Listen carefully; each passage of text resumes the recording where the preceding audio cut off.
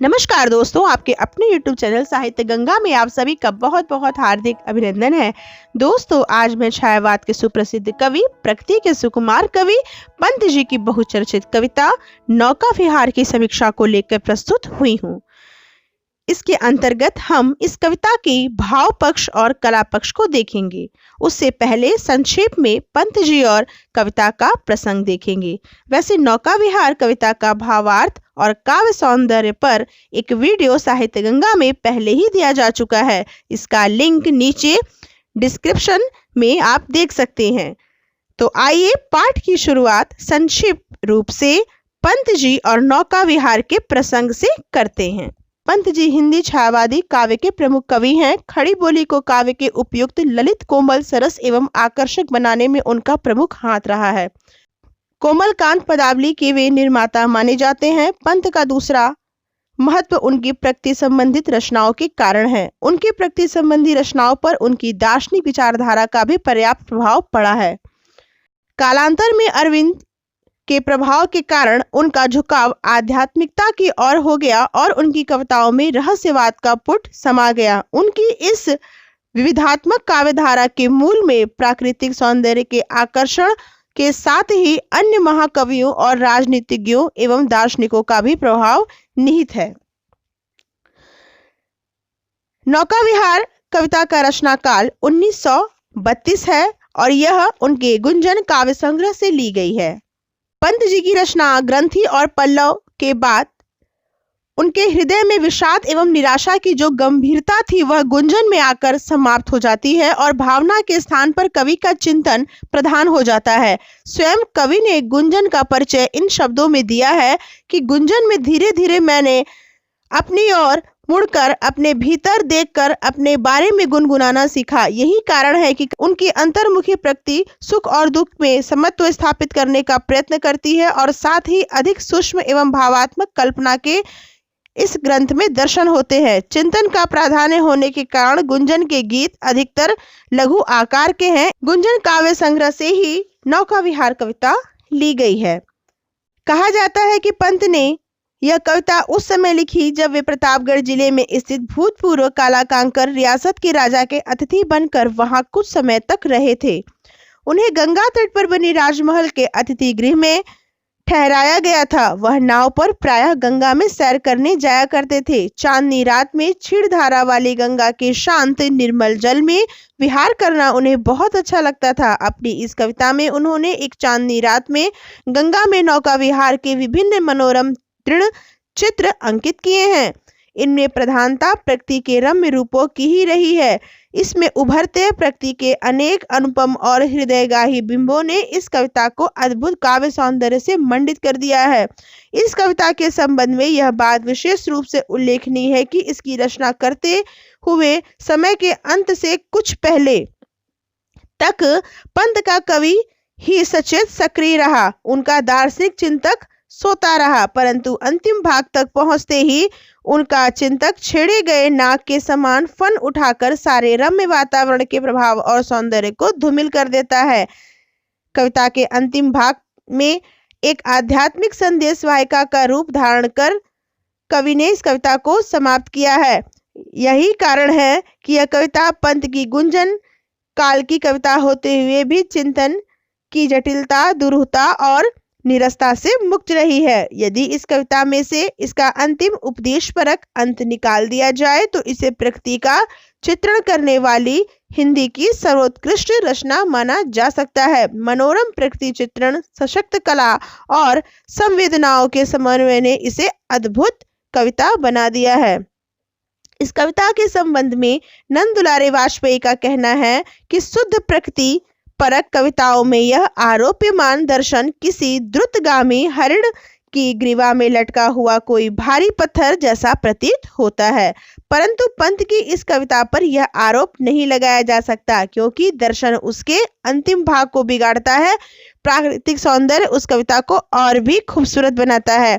तो अब आइए इसकी विशेषताओं के अंतर्गत भाव पक्ष और कला पक्ष दो भागों में हमने इसे बांटा है। भाव पक्ष के अंतर्गत सबसे पहले हम देखेंगे इसमें कल्पना की अधिकता है।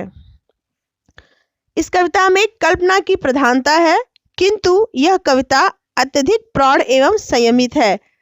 उस पर दार्शनिकता की भी छाप है। इसी कारण इस कविता का प्रकृति चित्रण अनुशासित रूप सा लगता है। उदाहरण स्वरूप देखिए, अति दूर क्षितिज पर विटप माल लगती भ्रू रेखा सी अराल, अपलक नभ नील नयन विशाल। अब हम देखेंगे प्रकृति का मानवीकरण। प्रस्तुत कविता में कवि ने प्रकृति का मानवीकरण किया है, प्रकृति के छोटे छोटे चित्रों को उपस्थित कर दिखाया है। इस कविता का प्रत्येक चित्र अपने में पूर्ण एवं आकर्षक है। गंगा का एक मनोरम चित्र देखिए, सैयद सैया पर दुग्ध धवल तनवंगी गंगा, ग्रीष्म विरल लेटी है शांत क्लांत निश्चल। प्रस्तुत कविता में प्रकृति चित्रण की भी प्रधानता है। नौका विहार में प्रकृति चित्रण अत्यधिक मनोरम रूप से व्यक्त है। पूरी की पूरी कविता प्रकृति के सूक्ष्म निरीक्षण पर आधारित है। इनमें कवि ने केवल प्रकृति के बाह्य सौंदर्य का ही चिंतन नहीं किया, अपितु प्रकृति की सूक्ष्म स्थितियों का भी चित्रण किया है। जल तरंगों का यह वर्णन देखिए, चांदी के सापों सी रलमल, नाचती रश्मियां जल में चल, रेखाओं सी खिंच तरल सरल। अगले बिंदु पे देखिए, कविता में दार्शनिकता का पुट। तो नौका विहार का संपूर्ण प्रकृति चित्रण अंत में एक दार्शनिक पृष्ठभूमि उपस्थित करने में पूर्णतः सफल रहा है, इसलिए कविता का अंत दार्शनिकता से बोझिल हो गया है। इसमें कवि जीवन को ही नौका विहार मानता है, जो कि जग के शाश्वतता का प्रतीक है। यह संसार जो है वह शाश्वत है, और यह जीवन से जब हम संसार से जब हम पलायन करते हैं तो वास्तव में संसार में हमारा रहना ही नौका विहार है। और इस प्रकार के चित्रण द्वारा कवि ने कविता को थोड़ा अंत में आगे बोझिल कर दिया है। उदाहरण स्वरूप देखिए, इस धरा सा ही जग का क्रम, शाश्वत इस जीवन का उद्गम, शाश्वत है गति शाश्वत संगम। अगला बिंदु जिस पर हम विचार करेंगे, कविता में रहस्यवाद। तो पंत जी की इस कविता में रहस्यवाद के भी झलक दिखलाई देते हैं। अरविंद दर्शन से प्रभावित कवि इस संसार में रहकर जब प्रकृति चित्रण करते हुए जब वे नैराश्य की ओर मुड़ते हैं, तो उन्हें लगता है कि उनके वास्तविक जीवन का जो उद्देश्य है, कविता में ऐसी झलकों के माध्यम से संसार को एक उपदेश देना चाहिए। तो वे कहते हैं कविता के अंत में, हे जग जीवन के कर्णधार, चिर जन्म मरण के आर पार, शाश्वत जीवन नौका विहार। तो यह जो जीवन का की जो शाश्वता है वह नौका विहार ही है, क्योंकि संसार सागर से पार करने के लिए हमें परमात्मा तक जाना है, और परमात्मा तक जाने के लिए जिन रहस्यों का उद्घाटन पंत जी ने किया है वह इस कविता में दिखलाई देता है।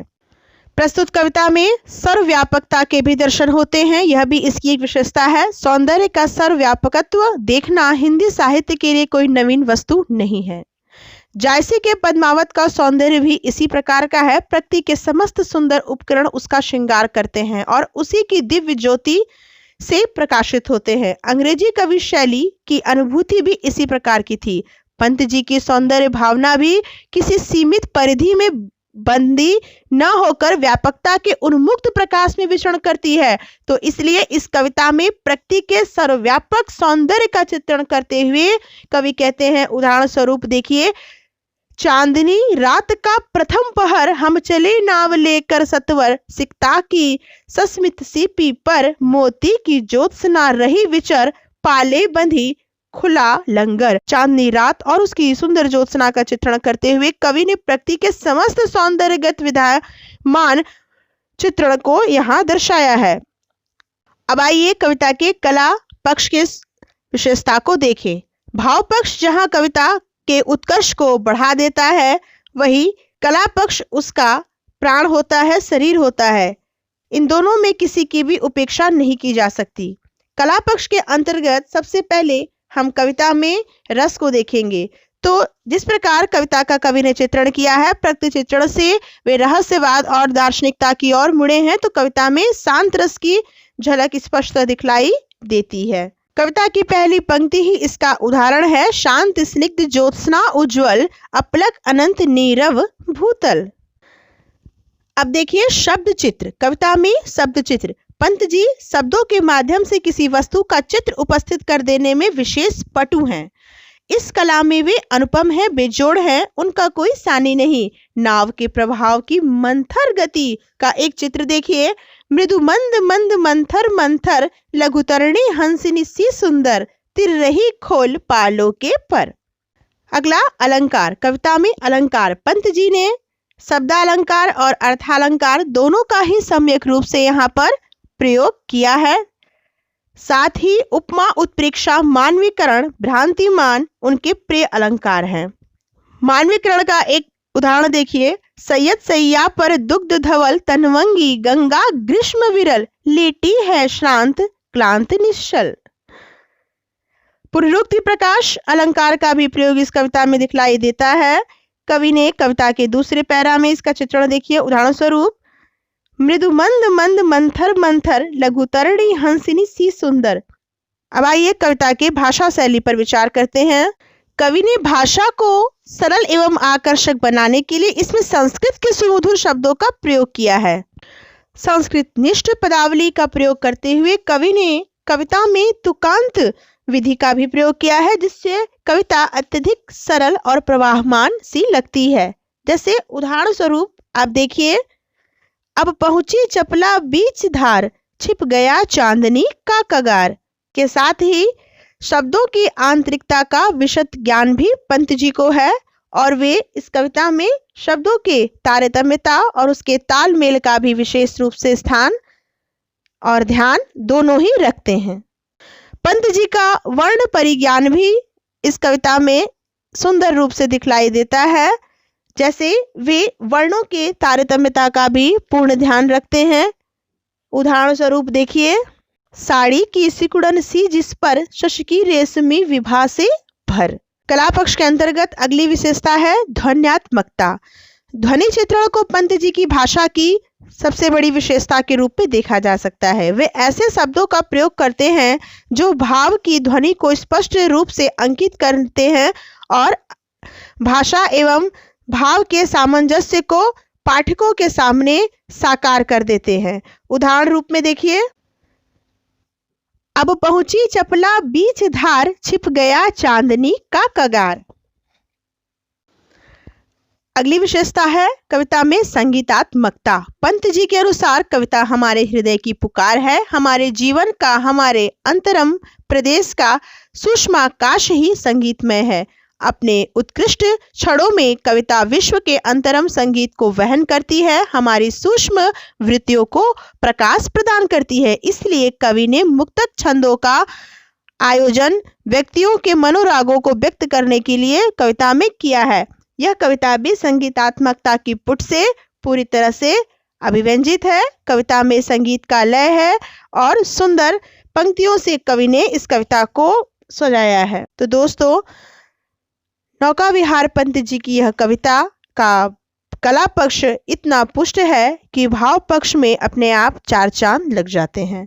विभिन्न अलंकारों का सुष्ठु प्रयोग, कोमलकांत पदावली, चित्रात्मक भाषा, लाक्षणिक एवं गयात्मक शैली से भाव पक्ष कला पक्ष दोनों ही दैदीप्यमान हो उठता है, प्रकाशित हो उठता है।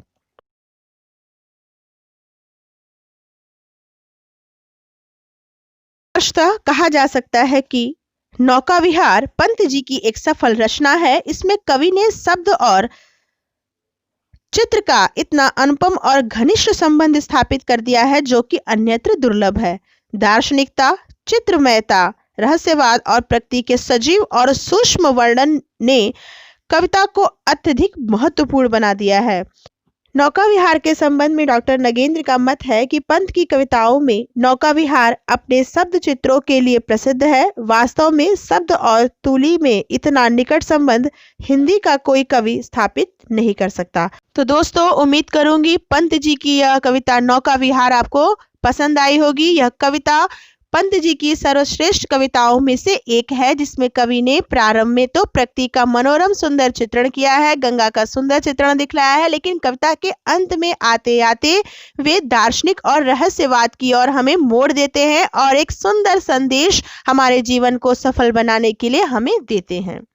दोस्तों, इस वीडियो में यह भी बताना चाहूंगी कि पंत जी, प्रसाद निराला और महादेवी जी जैसे महत्वपूर्ण कवियों की सुंदर कविताएं, प्रसिद्ध कविताओं पर भी वीडियो साहित्य गंगा में उपलब्ध है। इसके अलावा हिंदी साहित्य की अन्य विधा, नाटक, कहानी, निबंध आदि पर भी वीडियो दिए गए हैं। आप प्लेलिस्ट में जाकर देख सकते हैं। वीडियो कैसा लगा लाइक जरूर करें और कमेंट करके हमें बताएं कि कहाँ क्या त्रुटि है। आने वाले वीडियो में उसे अपनाया जाएगा। तब तक के लिए धन्यवाद। जय हिंदी, जय भारत।